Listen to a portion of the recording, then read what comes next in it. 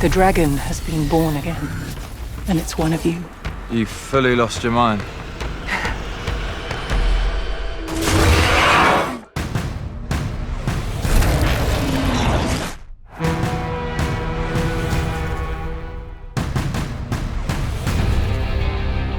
The Wheel of Time on Prime is an epic fantasy series based on the best-selling books by Robert Jordan, completed by Brandon Sanderson. With thousands of characters and new terms, intricate lore, and complex magic, it's easy to lose track of everything, especially with changes made to adapt the books for TV. That's where I come in.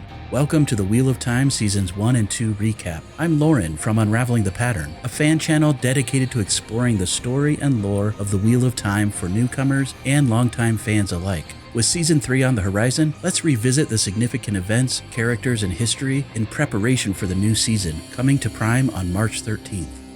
Season 2 ended with ancient heroes called forth from the dead by the Horn of Valir to help Randall Thor and his friends to defeat the Forsaken Ishamael. With Moraine's power restored, she helped Rand to proclaim himself the Dragon Reborn, as the people of Falm watched in awe. But how did we get to this moment, and why does it matter? Let's first review the big picture. The Wheel of Time turns, and ages come and pass, repeating in an endless cycle. People are reborn to live infinite lives throughout the ages, though they don't remember their past lives. The wheel weaves the threads of people's lives into the great pattern, which makes up all existence. Sometimes the wheel requires course correction. To restore balance, it uses Ta'veren, highly influential people who become focal points in the pattern. Why? You're Ta'veren. All 5 of you focal points for the wheel. Ta'veren influenced the world around them, often unknowingly, bending events and threads of people's lives to the will of the wheel. Try saying that 5 times fast. The wheel weaves as the wheel wills. 3,000 years ago, during a time of peace and prosperity called the Age of Legends, an entity known as the Dark One began to corrupt the pattern, causing imbalance, reintroducing war and chaos, and threatening the end of time and existence. And so the pattern required a Ta'veren, hero, and champion of the light to counter the shadow and to restore balance. Enter the Dragon. In the Age of Legends, the dragon was Lews Therin Telamon, a powerful channeler of the One Power and a leader of the Aes Sedai. Do you know what Aes Sedai means in the old tongue? Servants of all. The Dark One recruited many powerful Aes Sedai to his side. These top lieutenants called themselves the Chosen, but the world knew them as the Forsaken. One of the most dangerous was Ishamael, said to be Lews Therin's equal in power. Once friends with Lews Therin, Ishamael turned to the shadow, driven by nihilism and a desire to break the wheel and end the cycle of rebirth and suffering. Alone of all the Chosen, I actually believe in the dark. He believed the Dark One would inevitably break the wheel, but in order for that to happen, the dragon would need to swear to the shadow. He'll only break the wheel if it turns to the dark. And he'll only turn if he thinks it'll save his friends from doing the same. To Ishamael, it was only a matter of time. I suppose I have nothing if not time. Another Forsaken was Lanfear. As ruthless and powerful as she is beautiful, Lanfear loved Lews Therin. Obsessed with reclaiming him after he broke things off and married another woman, she swore herself to the shadow and was promised eternal life. Many people joined the Dark One as Dark Friends, while Trollocs, Fades, and other monstrous shadow spawn spread terror from the corrupted lands of the Blight. Lews Therin led the Light's forces against the Shadow in a brutal war of power. Victory seemed certain until he made a fateful choice that would alter the pattern for generations to come. Many, many years ago, men who were born with great power believed they could cage darkness itself. The arrogance. Lews Therin captured and trapped Ishamael in a supposedly unbreakable seal at the Eye of the World. He claimed Ishamael would be conscious but not aware, like a dream. The other Forsaken were also captured and trapped in Quendiar seals. It's Gwendia. I thought that Heartstone couldn't be scratched. That nothing, not even the One Power, could break it. So did I. But capturing the Forsaken was not enough for the dragon. He also attempted to re-imprison the Dark One, and it didn't go very well. The prison was sealed, but the male half of the One Power was corrupted, causing male channelers to go insane and triggering the breaking of the world. Continents shifted, cities crumbled, and entire civilizations were lost. The dragon went mad and killed those closest to him before his death. A large peak, now called Dragon Mount, was left where he died. Prophecies claim that in the world's greatest hour of need, the dragon would be reborn to once again face the Dark One. But this time the shadow has the upper hand. The male half of the One Power is corrupted, causing all men who channel it to go mad. The Dark One's prison and the seals that hold the Forsaken are weakening, and if the Dark One breaks free, the Wheel of Time could be broken, and the entire pattern could unravel, causing the end of existence for everyone permanently. More heroes and ta'veren would be needed to restore balance.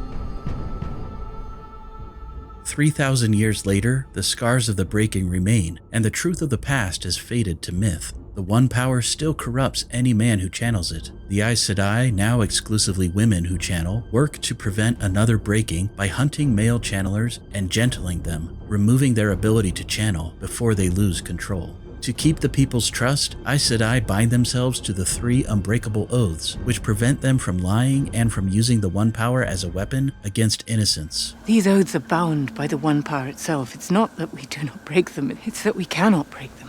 Aes Sedai are divided into 7 Ajas with distinct purposes, though rumors persist of an 8th that serves the Dark One. The Aes Sedai leader is the Amarlin Seat, who sits on a throne of the same name in the White Tower. The Amarlin is considered to be the most powerful person in the known world. Another group, the Children of the Light, or White Cloaks, commit atrocities while claiming moral supremacy. One prominent White Cloak is Eamon Valda, who prided himself on capturing and burning Aes Sedai like witches. Since the breaking, some men have risen to power and proclaimed themselves the Dragon Reborn. The Ajas band together to stop these so-called false dragons. In Season 1, we learned of one such man, Logain Ablar, who raised an army before he was captured and then unlawfully gentled by the Aes Sedai without trial. One Red Sister of particular note who was involved in his gentling is Liandrin Sedai. After his sentencing by the Amarlin Seat, Logain was sent to a sanatorium in the city of Cairhien. He still believes he's the Dragon Reborn, and he's still insane. The blood of Luz Therin Telamon flows in my veins. But the true Dragon's rebirth was already woven into the pattern decades earlier. 20 years ago, 3 major world-changing events occurred simultaneously. First, the Aiel War ended abruptly near Tar Valon. The Aiel are desert warriors from the eastern Aiel Waste. They veil their faces when they kill and have strange ideas about honor. For unknown reasons, the Aiel crossed the mountains called the Dragon Wall and began a bloody 2-year war against the nations of the Westlands. Just as the war ended, an Aiel woman went into labor on the slopes of Dragon Mount, while a young soldier named Tam Althor sought refuge nearby. He removed his helmet to show that he wasn't a threat and began to help her. The second significant event happened in Tar Valon, where bells were ringing to celebrate the end of the war. 2 Aes Sedai of the Blue Aja, Moraine Damadred and Swan Sanche, were celebrating and planning their future together when they visited a blind Aes Sedai who had a talent to foretell the future. She was struck by a strong foretelling where she witnessed the 3rd significant event, the birth of the Dragon Reborn, on the slopes of Dragon Mount. The dragon is born again. I feel it. The baby lies in the snow and cries like the thunder. It burns like the sun. So strong was her foretelling that it killed her, just as the laboring mother also died. Tam and his wife Carrie took the impossible child home to a backwater village far to the west in the 2 rivers. They named him Rand and raised him as a shepherd. They never told Rand about his true parentage. Before dying, the blind Aes Sedai swore Moraine and Swan to secrecy with an impossible task. They alone must find the dragon and prepare the world to follow. The very fate of the wheel depended on it. Swan stayed in the White Tower, rising to become the Amarlin Seat. Moraine took to the road, searching tirelessly for the Dragon Reborn. She recruited Landman Dragarin, an uncrowned king of a fallen land called Malkier, as her warder. Warders and Aes Sedai share a magical bond. I've heard about the bond between an Aes Sedai and a warder. That you feel what she feels. After 20 years, Moraine found a small village in the 2 rivers with 4 ta'veren who were all born around the same time. Rand al'Thor, Perrin Ibarra, Mat Cauthon, and Egwene Alvir. Moraine also discovered a 5th ta'veren, Nynaeve Almira, who was a bit older than the others, but who would also prove to be an important thread in the pattern. After a brutal shadow spawn attack left the village in ruins, during which Perrin accidentally killed his wife and Rand's father Tam was nearly killed, Moiraine convinced the group that one of them was the Dragon Reborn, but she wasn't sure which. Rand took his father's mysterious heron-marked sword, and the group left with Moiraine and Lan to find a place of safety in Tar Valon with the Shadow in pursuit. For a full breakdown of Season 1, check out my deeper recap on YouTube. Here are the Season 1 highlights. As they traveled, the Ta'veren were haunted by a fiery-eyed specter in their dreams. Rand struggled with strange abilities. Egwene explored her Aes Sedai potential, but suffered at the hands of White Cloaks. Perrin, also tortured by White Cloaks, developed wolf-like senses and grappled with the death of his wife. Mat fell under the influence of a cursed dagger from Shadar Logoth. Nynaeve shocked everyone with a powerful healing display. The group was separated early on, but reunited a month later in Tar Valon. During their separation, Rand and Mat met a traveling entertainer, or gleeman, Tom Marilyn, who saved them from a fade and was left for dead. And they met Loial, an Ogier who loved books and noted Rand's Aiel heritage. An Aielman from the Two Rivers? I'm not an Aielman. Perrin and Egwene took refuge with the traveling people. Surely you've heard of the Tinkers? Pacifists who followed the Way of the Leaf, a non-violent philosophy which was attractive to Perrin but conflicted with his growing wolf instincts. In Tar Valon, Moiraine navigated White Tower politics, publicly reprimanded by the Amerlin seat. On your knees. Privately, she and Swan reconnected. On your knees. Swan had a dream that revealed the dragon must go to the Eye of the World. Moiraine healed Mat from the dagger's corruption, but warned him never to touch it again. If he touches it again, he may be lost forever. Mat chickened out and stayed behind, while the rest of the group traveled through the Ways to a borderland fortress near the Blight. There, Rand met Min Farshaw, who saw visions of the future. Min confirmed Rand's suspicions. He was the Dragon Reborn. He confided in Moiraine, and together they entered the Blight to find the Eye of the World. A Trolloc army attacked the fortress. Believing it was the last battle, the city's lord unearthed the ancient Horn of Valir, said to call heroes from the dead to fight, and said to be crucial for the dragon's victory. Before it could be used, dark friend Padan Fain stole it. He warned Perrin that all 5 Ta'veren had roles to play, and some might turn to the Shadow. Nynaeve, Egwene, and others stopped the Trolloc army but suffered heavy losses. At the Eye, Rand saw visions of Lews Therin, his past self. Was this madness or something unique to the Dragon Reborn in this age? Moiraine and Swan believed the Eye was the Dark One's prison, but it was actually the seal keeping Ishamael trapped in his dreamlike state. Ishamael had been manipulating Rand and others through dreams. In a dream at the Eye, Ishamael tried to turn Rand to the Shadow. Ishamael also attacked Moiraine, cutting her off from the One Power and breaking her bond with Lan. Believing he was destroying the Dark One, Rand unleashed immense power, accidentally freeing Ishamael instead. Fearing madness, Rand left Moiraine and his friends behind. Tell them I died here. Season 1 ended with strange ships far to the west attacking the continent. The Shadow had struck a major blow. Ishamael was free, the Horn of Valir was stolen, and an invading empire had arrived. This wasn't the last battle. I fear it was the first. There are neither beginnings nor endings to the turning of the Wheel of Time, but this was a beginning. Season 2 picked up months later, with the group once again separated. Rand hid in Cairhien, struggling with his powers. Seeking to learn how to channel and to hold off the madness, he found Loghain, the false dragon, but Loghain was already insane and couldn't help. Rand also connected with a mysterious innkeeper, Selene. Ishamael, now fully free, wove a careful web, conspiring with the invading Shan-Chan Empire and others, directing every major player toward Falm. He gathered all of the Forsaken seals, but released just one of them, Lanfear, who hid as Selene and rekindled her obsession with Lews Therin through Rand. Meanwhile, Moiraine, cut off from the One Power, sought answers while she and Lan struggled with their fractured bond. They stayed with Aes Sedai sisters Varen and Adelius. Varen, a Brown Aja scholar, seemed to know too much of Moraine's mission, but became a valuable ally. Good. I wanted to know how far you go for the dragon if you're to lead him to victory. For a time, Lan and Moiraine parted ways. Lan joined Alana and her 2 warders, Ivan and Maxim, who would also prove to be essential allies. At the White Tower, Egwene and Nynaeve trained as novices. During their training, they learned more about the complex weaves of the One Power. Nynaeve's raw power impressed the Aes Sedai, leading her to the perilous Accepted Test Arches, where she faced visions of her past, present, and future, and earned her place as accepted. Egwene also grew in strength, but found herself caught in White Tower politics, constantly feeling she was not enough in comparison to Nynaeve. Egwene befriended Elaine Trakand, the Andorran heir, who joined her in her novice training. I'm Elaine Trakand, daughter heir of Andor. You were my subject.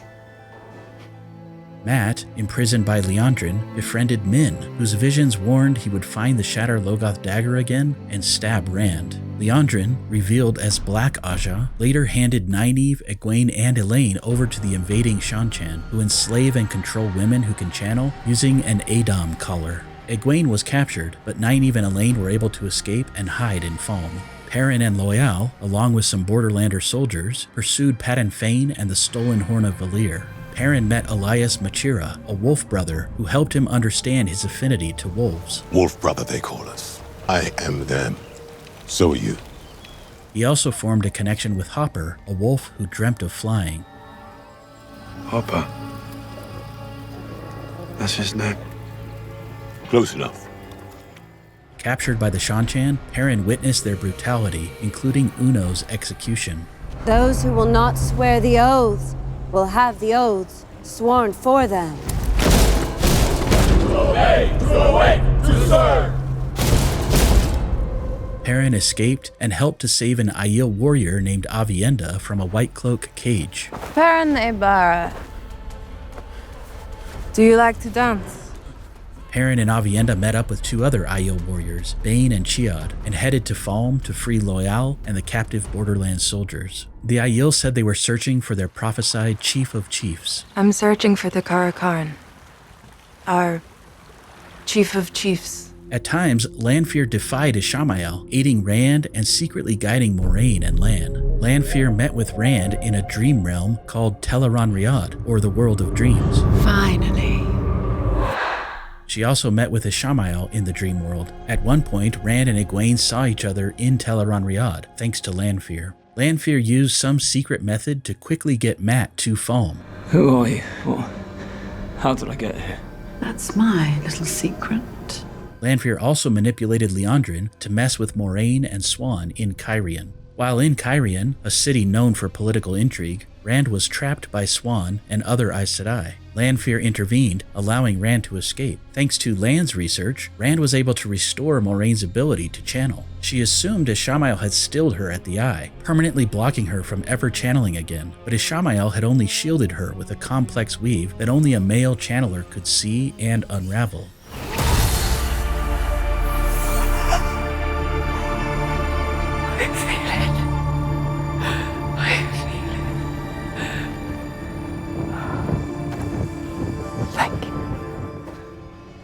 Much of what happened in Cairhien is still unclear, but it led to an apparent rift between Moraine and Swan. Lanfear intervened again and brought Rand, Moraine, and Lan to Falme through the ways. When the time comes, raise the banner.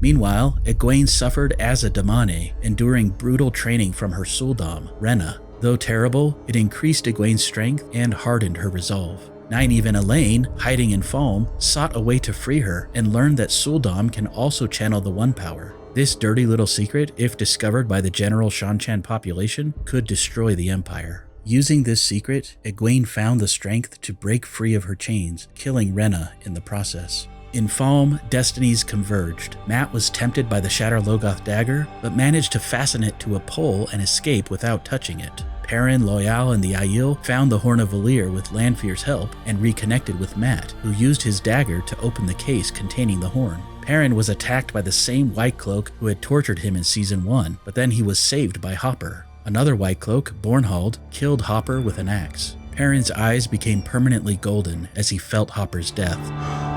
Hopper got his wish to fly. In an animalistic rage, Perrin killed Bornhald in front of his son, Dane. Matt, realizing he wouldn't be able to get the horn past the Shan-Chan troops to Rand, blew the Horn of Valir, which slowed time as the heroes of ages past arose from the fog. Matt not only summoned the dead heroes to help fight, but also learned of his true heroic nature. The heroes of the Horn. I am one of you. Memories of his past lives as a hero of the Horn seemed to unlock within him an ability to fight and to speak the ancient language of the Old Tongue.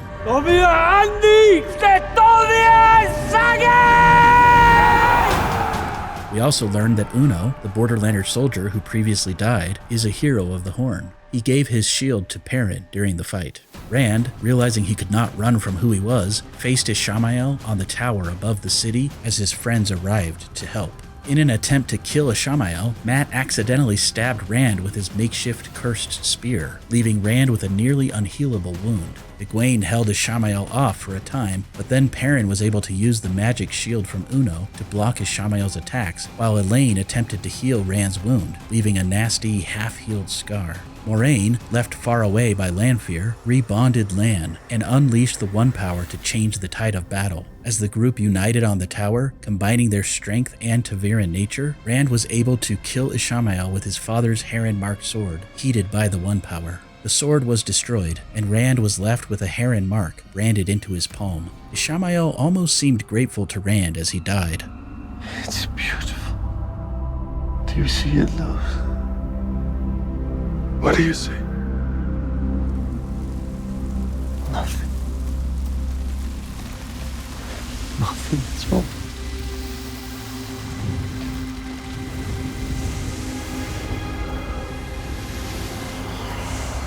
The season ended with Moraine channeling a dragon of fire above the city, publicly declaring Rand al'Thor as the Dragon Reborn. Karakarn.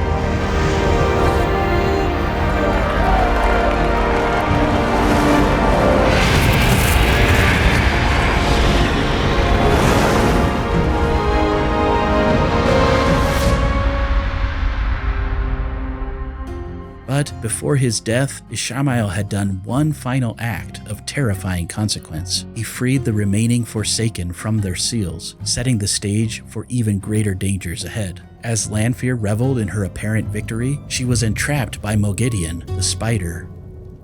Softly, softly from the shadows. Moghedien.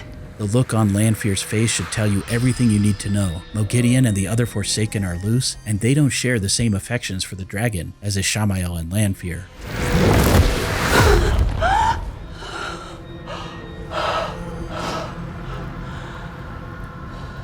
Light help you, Rand al'Thor. Light help Rand al'Thor indeed.